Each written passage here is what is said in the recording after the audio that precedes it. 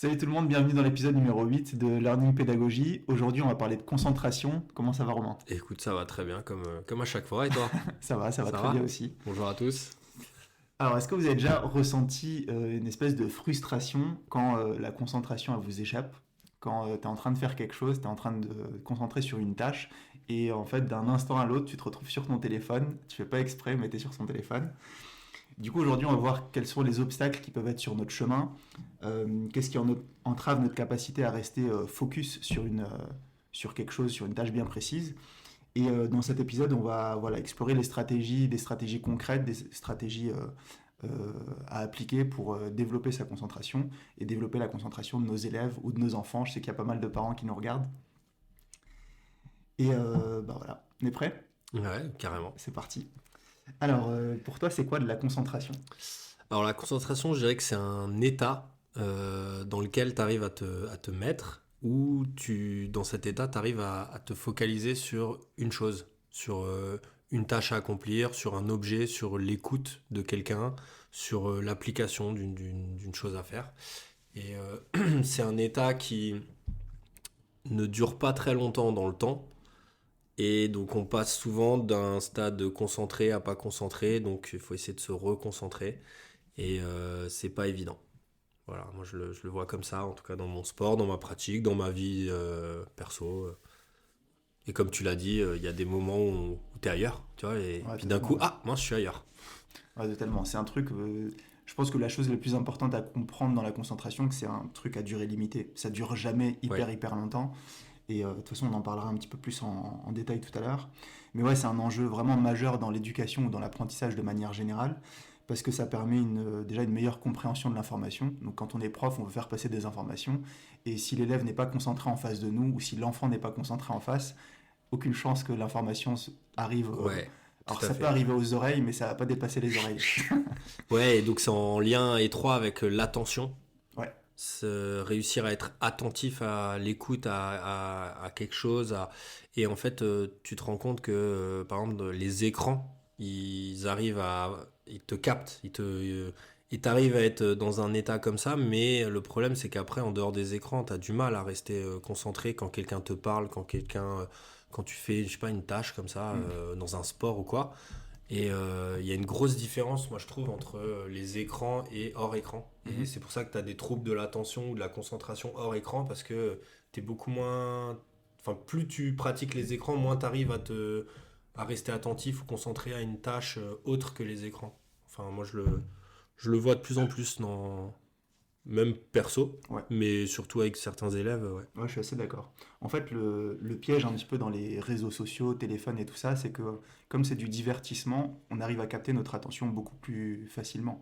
Genre, je sais pas, tu vas dans un spectacle, un cirque, un sketch ou un truc comme ça retient l'attention parce que c'est drôle, ça procure des émotions. Ensuite, quand tu dois travailler pour ressentir des émotions quand tu es en train d'apprendre quelque chose, c'est que soit tu as un très bon niveau, soit tu es passionné. Mm.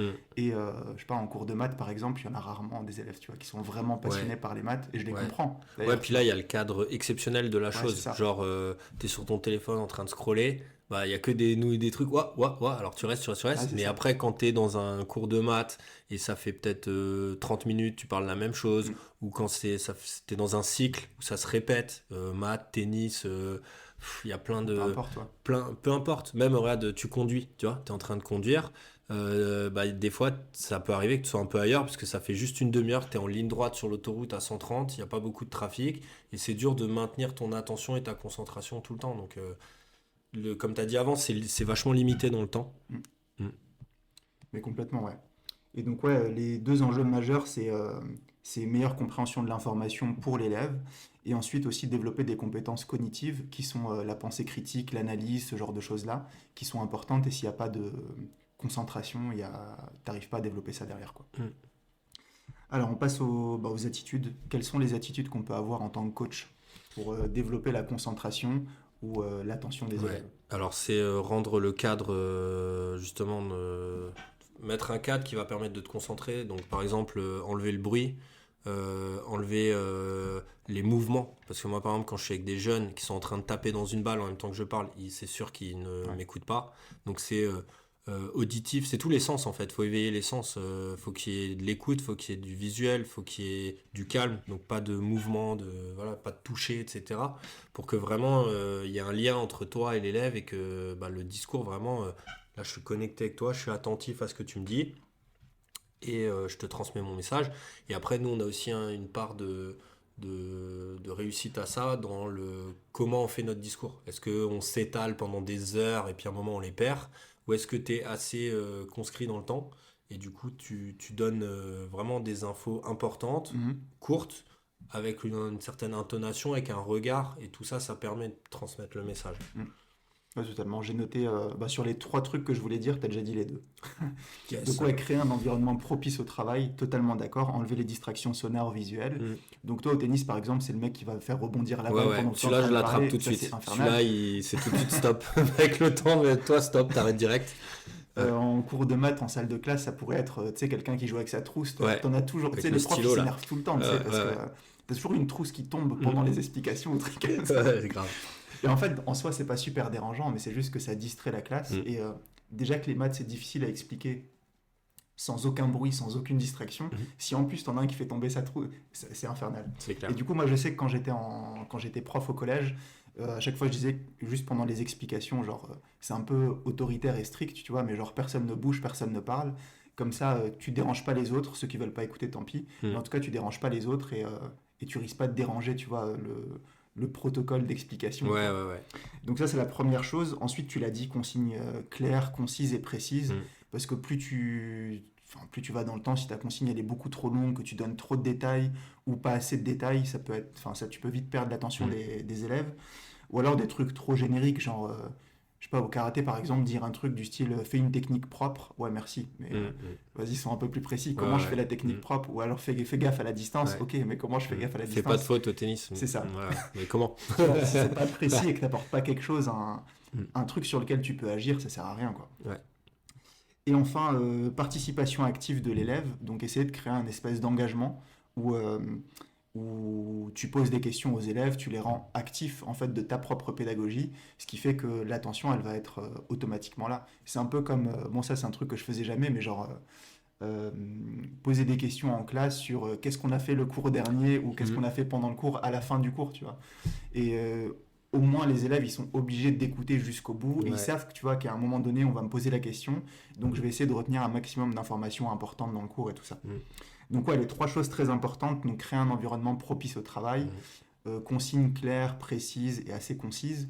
Et troisième chose, essayer de créer un petit engagement avec les élèves, quoi. Ouais. Moi, Moi, je j'aimerais rajoute, poser, je rajoute un ouais. petit truc, c'est pour capter un peu plus l'attention, c'est changer le support de communication, soit verbal, soit, tu vois, moi j'utilise un tableau blanc. Ouais. Ensuite, je vais faire des gestes. Ensuite, Mhm. je vais le montrer. Dans ma voix, je vais parler fort. Ensuite, je vais parler tout doucement. Des fois, je me mets à parler en anglais, tu vois. Et en fait, non mais c'est tout con. Mais alors, tu sais, là, il s'arrête en fait parce qu'il dit mais qu'est-ce qui lui arrive quand il parle en anglais? Et en fait, tu les rends attentifs. Alors après, je change, mais c'est juste pour leur faire. Il y a un nouveau truc. C'est comme le téléphone, tu sais, ah, un nouveau truc. Bah là, ouais, bah je parle en anglais. Voilà, c'est comme ça. Ou je chuchote. Comme ça, t'es obligé de te rapprocher, de m'écouter. Enfin, et Donc c'est créer une notification. ouais, c'est ça. C'est genre là, on change de support d'écoute, tu vois. Mm. Et voilà. Ouais, je me l'étais noté, c'était mon premier outil dans la boîte à stratégie. Ah oui, mince, je suis déjà dans Mais non, l'outil, mais c'est pardon. très bien. Non, Je mais le c'est très redirai bien. tout à l'heure. Non, mais c'est une bonne introduction pour la boîte à outils. Ouais. Et du coup, d'ailleurs, si vous avez des techniques que, je sais pas, des profs, des coachs ou des parents, parce que vous êtes aussi des parents à nous écouter, si jamais vous avez des techniques pour développer l'attention de vos élèves ou améliorer votre attention à vous aussi, n'hésitez pas à nous les donner en message privé ou en commentaire, peu importe. Mais je suis curieux d'en avoir d'autres. Bon, on en a quelques-unes, Mhm. mais enfin, moi, je suis toujours preneur pour d'autres élèves. Surtout que je suis en cours particulier, du coup, il faut que j'ai un maximum d'outils pour mes élèves.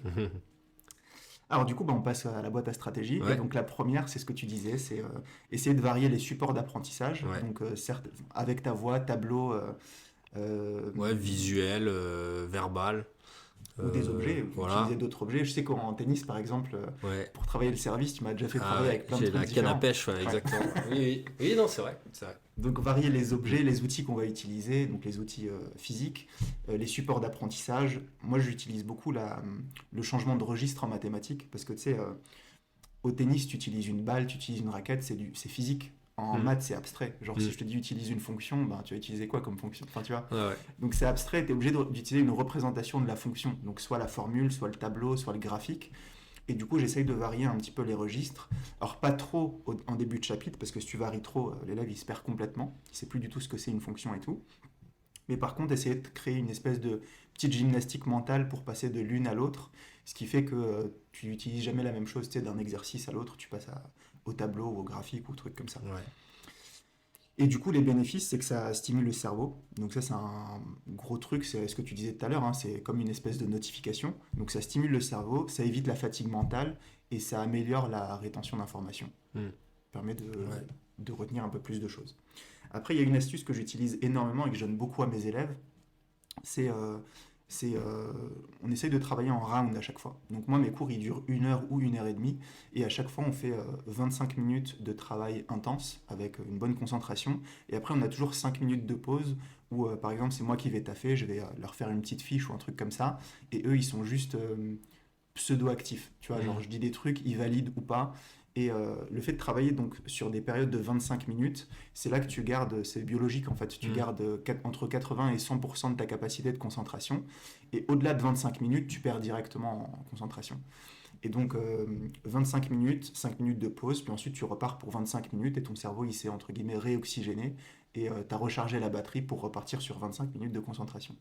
Et d'ailleurs c'est pour ça que les jeux vidéo genre Call of Duty ou les trucs comme ça, ou les FIFA et compagnie, les matchs ou les parties elles durent toujours une quinzaine, vingtaine de minutes. Pourquoi? Parce que ton cerveau il est concentré entre 90 et 100% pendant cette période-là. Et, euh, et du coup ben, Belle anecdote. t'es au max du max quoi. Ouais. Et donc ça évite la surcharge en fait cognitive d'avoir trop d'informations, un surplus d'informations, et ça améliore la productivité.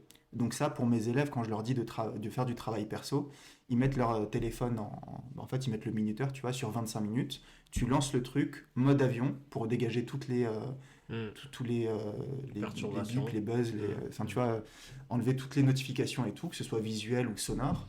Et ben voilà, pendant 25 minutes, tu taffes à fond. Et à la fin de tes 25 minutes, c'est fini. Tu vois. Et là, tu gagnes Ok. énormément en efficacité parce que tu n'as pas besoin de bosser 2 heures ou 3 heures en maths par soir. Le fait de travailler juste 25 minutes, c'est beaucoup plus efficace que tu travailles 1 heure et demie Oui. et au bout de 45 minutes, Ouais, tu te t'es lèves, tu ailleurs. vas au frigo, tu vas choper un Ouais, truc. ouais. Puis ensuite, tu te lèves, tu fais autre chose. Puis ensuite, tu te dis, vas-y, je vais mettre de la musique. Puis ensuite, tu te retrouves sur Netflix et t'as pas fait gaffe, tu vois. Ouais, c'est clair. Ouais. T'en as d'autres, toi?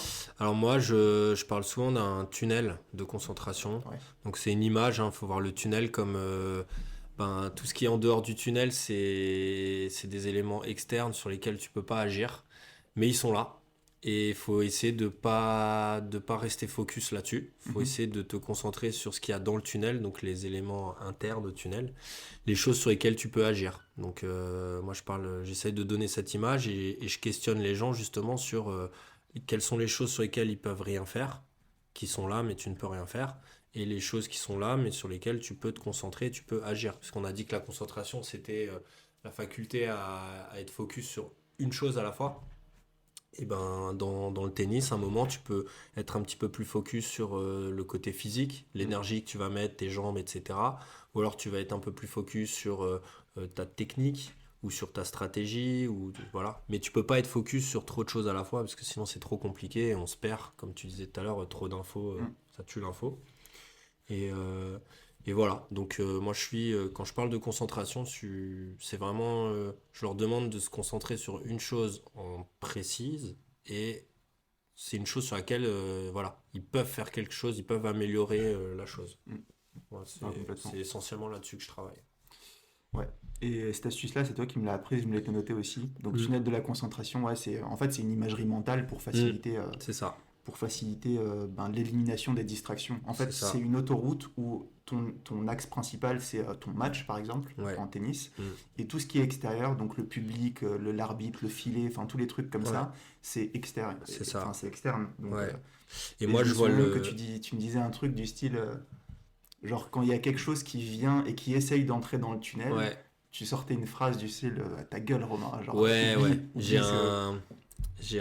C'est un marqueur. Ouais. C'est-à-dire, là, il y a distraction, tu vois. Je suis en train de penser à autre chose, ou il y a du bruit, et ou quelqu'un crie sur le terrain d'à côté.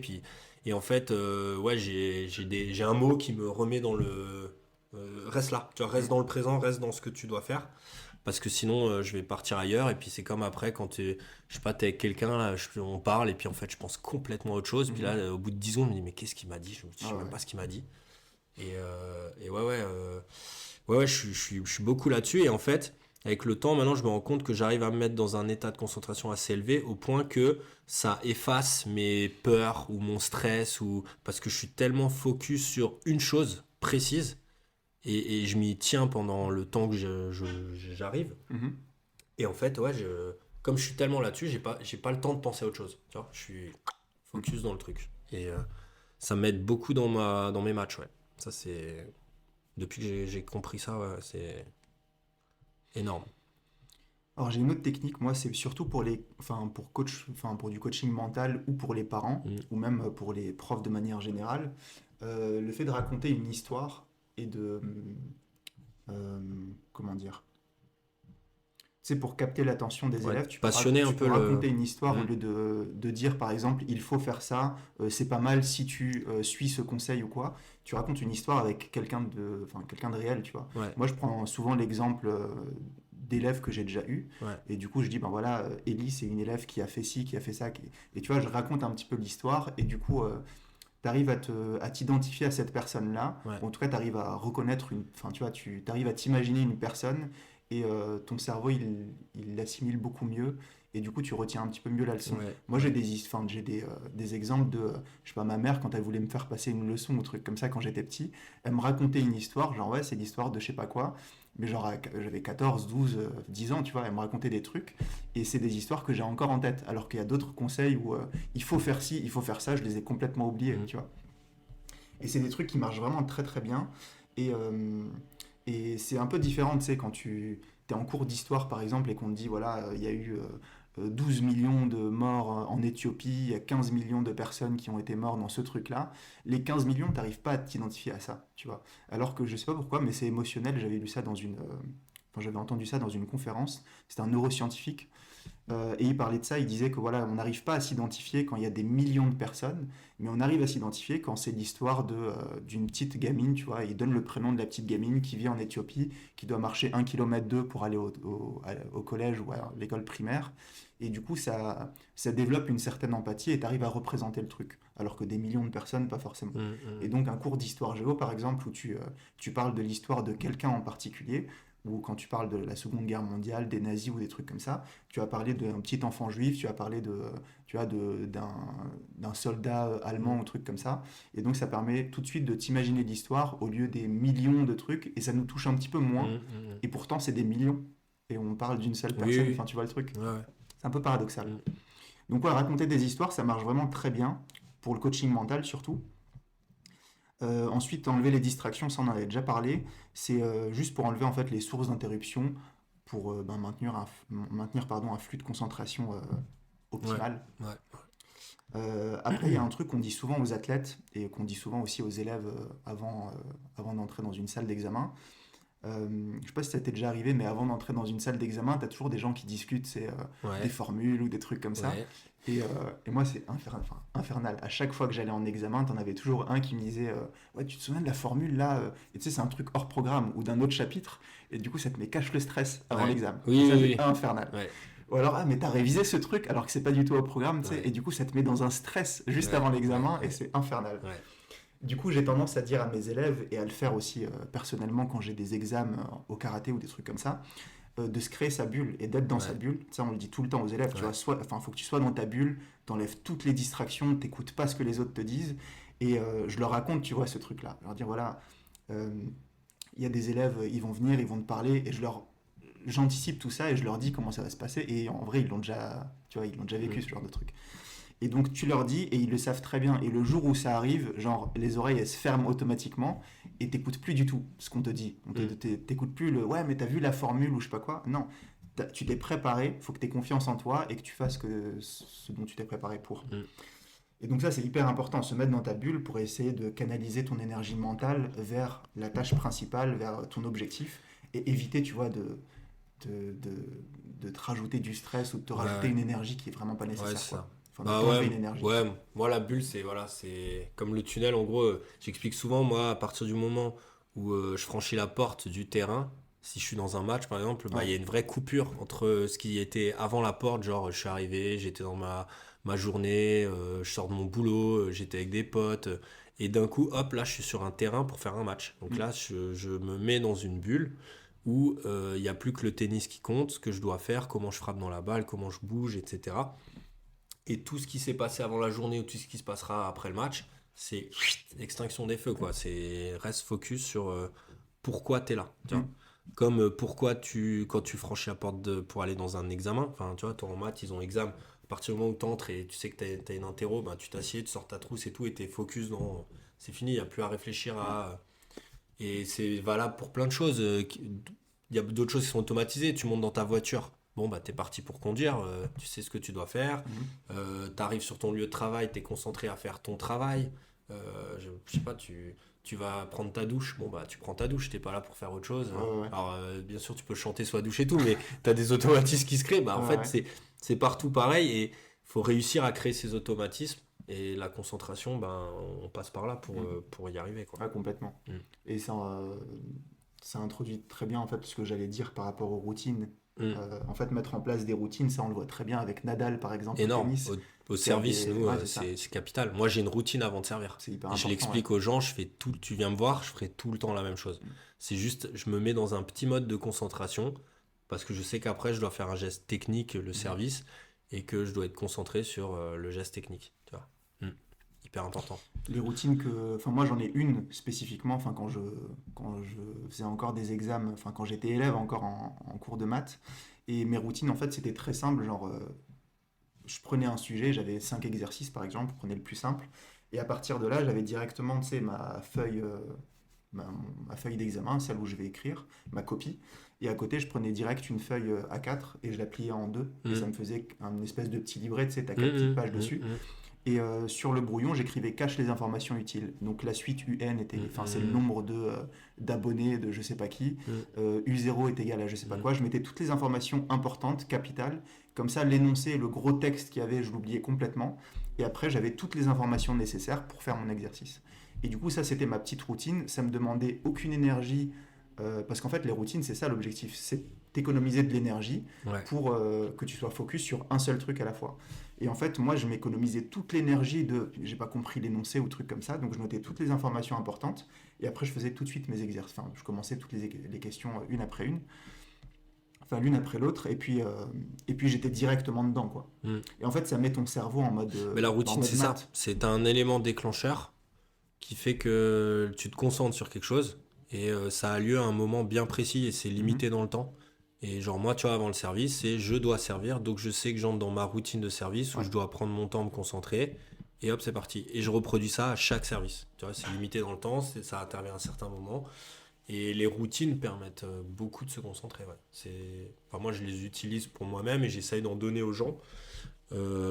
Respirer entre les points, prendre la routine de respirer entre les points au lieu de parler et t'es encore essoufflé avant de commencer ton Mhm. point. Tu vois, toutes ces petites choses-là font que tu gères mieux ta concentration et puis ton match, ton examen. Ouais, complètement. Mm. Ouais, ouais.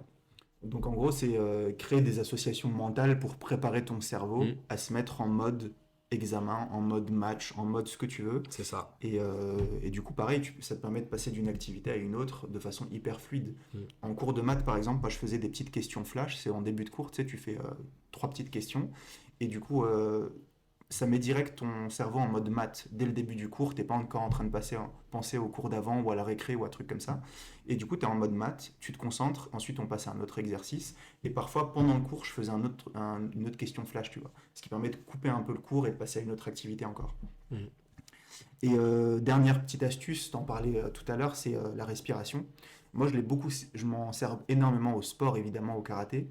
Et il y a un élève avec qui je m'en servais énormément en prépa mentale, c'est un basketteur. Le mec, je l'ai eu je sais plus quand est-ce que c'était en 2019 ou 2020, c'était juste avant le Covid. Et voilà, il voulait que je le coach d'un point de vue psychologique pour le basket. Et moi, la dernière fois que j'avais fait du basket, c'était en UNSS CE2, tu vois. Ça datait. Et en plus, je mesure 1m75, je suis pas très Mm. très grand. Et donc, beaucoup travaillé sur la respiration avec lui. Et ça permet plusieurs choses, de réguler le stress, premièrement, d'avoir une certaine clarté mentale, d'avoir une certaine lucidité pendant ton geste. Et c'est un outil hyper puissant pour maintenir ta concentration. Moi, j'utilisais beaucoup parce que je savais, enfin, tu sais, j'avais pas de technique de shoot, je dunkais pas, j'avais pas une technique de dribble incroyable. Et chaque entraînement, on le finissait en un contre un. Et moi, j'ai un bon cardio, je me déplace bien, j'ai de bons points d'appui. Mais par contre, je dois shooter au panier ou trucs comme ça, je suis pas très très fort. Et donc, j'utilisais la technique de Tony Parker, là, le lay-up, où Mm. tu sais, il dépose juste la balle dans le panier. Et en fait, à chaque fois que je devais monter au filet, au panier, j'essayais de me concentrer sur ma respiration et de visualiser la scène, mais au ralenti. Ce qui fait qu'à chaque fois que je montais au panier, je mettais pratiquement 90% de mes paniers comme ça. Et à côté, tu avais mon élève qui était certes très fort au basket, qui parfois loupait son panier alors qu'il a une meilleure technique que moi, il est plus habitué que moi. En gros, il est ceinture noire de basket, moi je suis Mm. ceinture blanche, tu vois, donc il est censé Mm. avoir un meilleur ratio. Et du coup, on a commencé à travailler sur la respiration. Et le fait de se visualiser la scène au ralenti et tout, il a augmenté ses, euh, son pourcentage de réussite au panier qui est énorme, tu vois. Ouais. Et c'est vrai que c'est un truc hyper, hyper intéressant de Mm. travailler sur la respiration. On en a déjà parlé par rapport à la gestion des émotions, Mm. mais, euh, mais ouais, sur la Ouais, ça te concentration, calme. Ça te calme, ça ça te met dans un canalise. climat plus propice Ouais, à la réalisation des choses, quoi. Mm. ça te permet de mieux canaliser ton énergie. Ouais. Mm. Et du coup, dernière petite chose, et promis, c'est vraiment la dernière. Mm. Il y a un truc qui s'appelle la fenêtre d'Einstein. Je sais pas si tu vois ce que c'est. En fait, c'est un moment dans ta journée. Chaque personne est hyper focalisée, enfin, arrive à une fenêtre d'Einstein. En fait, c'est un moment dans ta journée où tu es super concentré, où tu es plus concentré qu'un autre moment. Je sais que ma grande sœur, quand elle préparait son mémoire en master, elle travaille très très très très bien la nuit.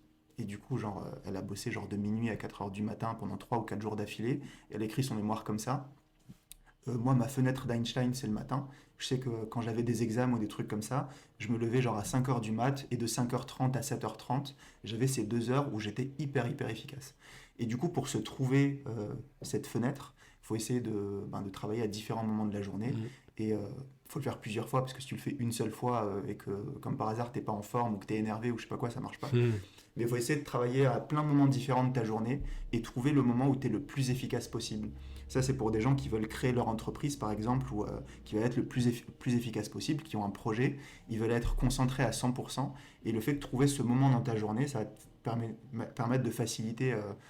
Tu vois, tu as plus de facilité à aborder des tâches complexes pendant ce moment-là. Et si tu arrives à trouver cette fenêtre-là, Ok. c'est le gros J'ai bingo, quoi. jamais fait gaffe à ça. Parce que voilà, tu sais, tu as des élèves qui Oui, bossent le soir, qui font leur devoir le soir, il y en a oui. d'autres, bah, le matin, ils sont plus Mm. Mm. efficaces. Et moi, C'est par vrai. exemple, je l'ai découvert genre en troisième année de licence, que j'étais plus efficace le matin. Alors, je sais pas si c'était parce que j'avais le stress, tu sais, de l'examen qui arrivait à 8 heures ou 14 heures ou quoi, mais en tout cas, le matin, j'étais hyper, hyper efficace. J'étais focus à 100%, j'avais toute l'énergie mentale, j'avais pas encore fait ma séance de sport, donc j'étais à 100%. Et je sais que moi, ma fenêtre, c'est le matin, quoi. Ok. Enfin bref. Mm. On va passer à la dernière petite séquence, à la séquence du Balance ton mentor. Euh, c'est parti pour 5 minutes. Est-ce que t'en as une, toi? Alors moi, je vais parler de ouais, deux, trois anecdotes, hein.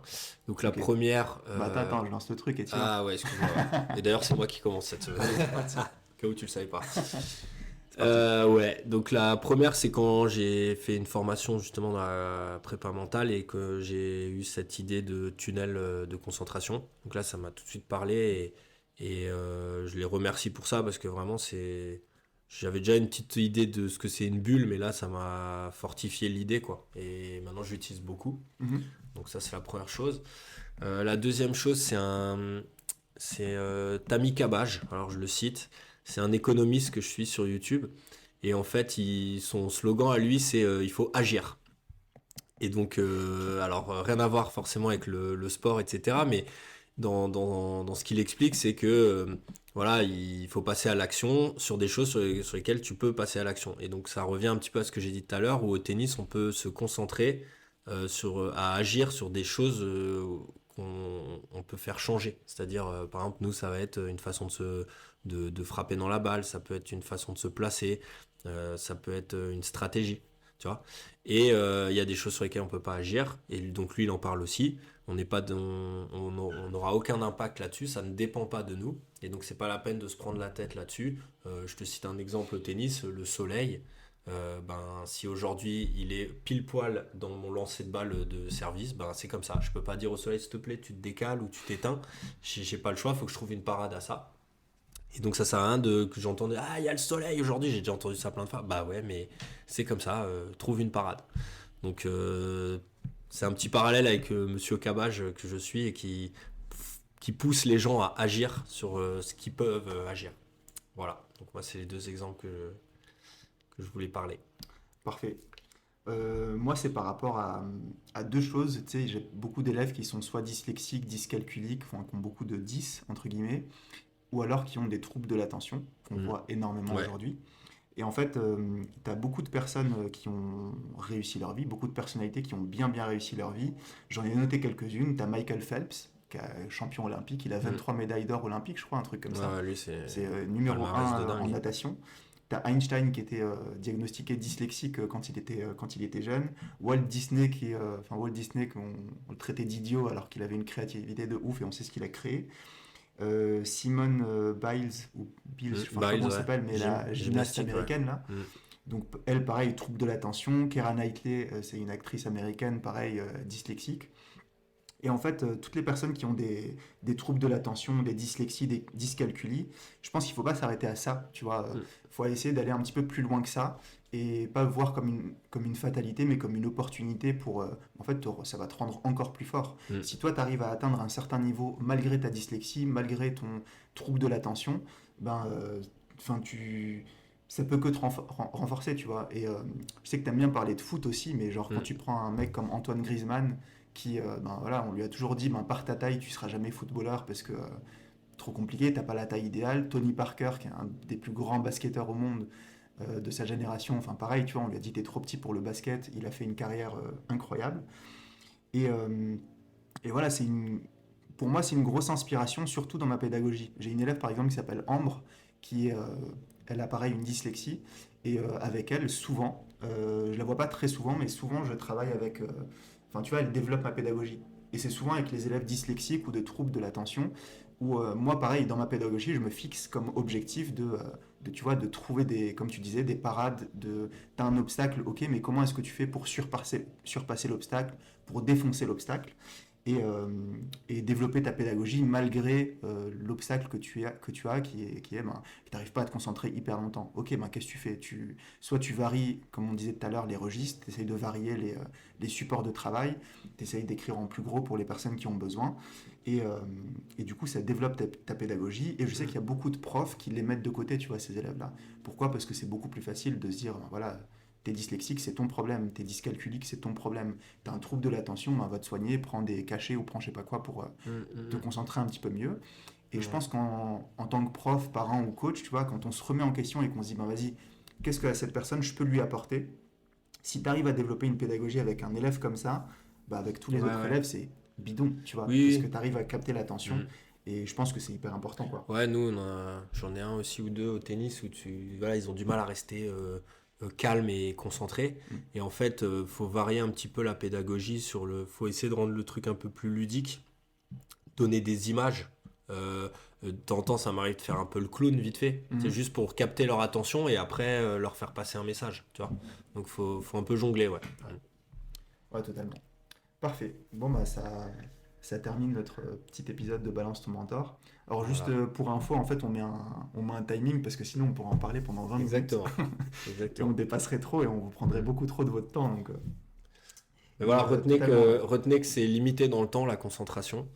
Et que voilà, ça se travaille par des images ou comme des techniques qu'on a données. Et que quand vous arrivez à être dans un état concentré, vos performances sont améliorées, que ce soit l'apprentissage, le match, l'écoute, c'est capital. Juste deux petites questions, parce qu'il se pose peut-être la question. Mm. Tu as parlé d'une formation en préparation mentale, elle Mm. s'appelle comment la formation que tu as suivie? Alors moi, c'est LNF, les nouvelles formations. Alors je sais pas si ça existe encore, mais normalement oui. Vous trouvez ça sur Internet et ça se fait à distance. Ok. Et ça, vous obtenez un certificat et franchement, ça vous forme déjà bien pour soi-même. Et puis ensuite, pour en parler, moi je pourrais en parler des heures en fait, toute la journée de comment gérer certaines choses. J'ai appris beaucoup grâce à ça, ouais. Parfait. Bah, on mettra Mm. le lien On peut mettre le lien, ouais, ouais, en carrément, ouais. description. Ouais, Et pareil pour le livre de Tammy Kabash qui s'appelle Agir, moi je l'ai lu aussi, il est vraiment pas mal. ouais. En gros, enfin ouais, bon, je vais pas tout raconter, mais il travaille sur l'indépendance financière. C'est un mec Mm. qui est agrégé d'économie et très très très fort. Et qui est passé par la case départ de j'ai plus d'argent, je divorce. Enfin, il a eu des moments durs dans sa vie Mm. et il s'est pas laissé aller. Et il a développé une stratégie pour repartir de l'avant et il est vraiment, c'est un mentor. Faut Mm. écouter ce genre de personnes parce qu'ils ont beaucoup de choses à vous apprendre. Parfait. Parfait. Bon, ben, c'est ça. On s'arrête là pour aujourd'hui. Mhm. Semaine prochaine, on va parler de comment développer l'autonomie chez nos élèves ou chez nos enfants, comment développer la responsabilisation, comment les rendre un peu plus responsables. Et bah, ce sera le sujet de la semaine prochaine. On n'en dit pas plus. Et Merci à toi, merci à vous. merci pour votre écoute et merci pour vos retours surtout parce que moi j'aime beaucoup lire vos messages, ça nous encourage énormément. Et pareil, si vous avez des sujets qui vous intéressent un peu plus ou quoi, n'hésitez pas à nous les proposer. On serait hyper motivé d'en parler. Voilà. Bonne Merci. soirée, bonne journée. Ciao, ciao. Ciao.